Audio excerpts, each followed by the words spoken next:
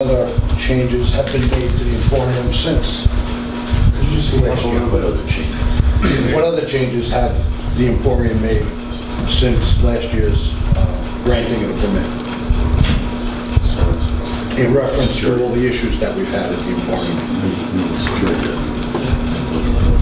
Yeah, I've handed Carol all the, I actually have copies of all the incident reports. Yes, that we have in our package. Okay. We've increased our camera system on the outer part of the building, especially in the rear parking lot. There was 11 cameras added to the in 2015 to the facility, so now there's 42 cameras. The tip certification still in place. We're still meeting on a quarterly basis. Last year we met twice a year with the local police department to address issues. Since 2014 we are still doing the pat downs of all customers coming into the Emporium. We still are using the 3 ID machines and scanners at the Emporium. We still obviously seen over the last 2 years a major parking issue with the Emporium and its events. The additional parking spots in the court building has helped, gave some relief, but we're still seeing a trend of customers parking down in the condos and going south, keep getting pushed out, which we find that it's becoming, a bigger issue that you have Tap Room who's increased its size with their deck. We've seen a surge with the Mexican restaurant on Main Street that just opened up, the meatball place. That side of the block has gotten greatly busy, and we've seen a tremendous amount of stress on the neighbors since I've been up here, I think last year, at least south of our building. More than ever, because I think the village has put in a lot more no parking zones, and I think these customers in general are getting more desperate in that area. So I think that's more of an issue than ever. So I've seen that reflect our business tremendously. These lots are full by the time 10 o'clock comes in. I've stated this, numerous times at these hearings. I still think that the ability when the village has a show at the theater, it starts to fill up even greater. And I think Patchogue itself has emerged in a great way, but I think the parking is becoming really prevalent and heavy on the local residents in the area, and it's hurting a lot of business. Not having proper parking, as you could have many restaurants and all successful, but if people don't park anywhere, it's becoming a major problem. Which I might add, Mr. Chairman, is another reason why a downsizing of an event population may be helpful to us, because people can't park, they're not going to come.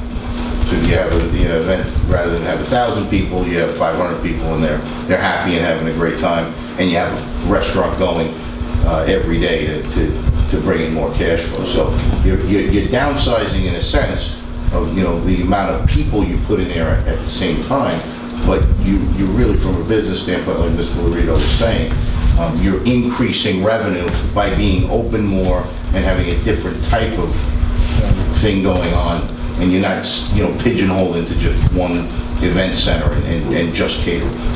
We really want to get away from being known as an event place where I'm only going down there just for a particular event, whether it's country, urban, rock, what have you. We want to progress away from that. Any members of the board have any questions? Mr. Chairman, a couple of questions. Sorry, gentlemen, the bridge above, so basically all the food coming out of the kitchen would go upstairs over the bridge and then to the upper level or to the lower level? All food would be going that way? Correct, and let me elaborate on that. There's no restaurant that I would want to attend with friends or family that I knew that my food was crossing people using it as a smoking corridor going outside. Logistically, if you're coming out of the kitchen with a door that spindles like that, and you open the door and you have plates, and there's people walking across, it's not conducive. It will never happen, and nobody wants their food being crossed by other people. So the stairway was designed by a kitchen architect that it would allow for the food to come up and over and not be touched or knocked into. And just, I didn't mention, but the seating in the restaurant is only 88 people. So I personally don't think it's too taxing on the parking. And I'll say it again, I'm not looking to open for lunch. And the square footage, I know the overall place right now is approximately 19,000 square feet. What would the breakdown be of the two buildings? If I had, this would be a guess, because I don't know what the calibration is on that. And I don't have my architect here. I would say a third less on the nightclub side. So I would say 6,000 something. I'd say the restaurant probably would be about 4,500, 4,000 total square feet. Obviously that's not usable, but I think with the new bathrooms to your right, That's in place of the, I guess, the coat room? Okay. And the Emporium would decrease to 2 bars, not 3 bars. And that would be a decrease in staff, a decrease in bartenders, a decrease in serving alcohol. Estimate of the square footage on the club side? Just a guesstimate, I'm not asking you. With the back facilities, I would say about 14,000 square feet, and that would, I don't want to be quoted as a... No, I'm just looking for a ballpark, just to get a visualization of what you guys are trying to do here and trying to make work out.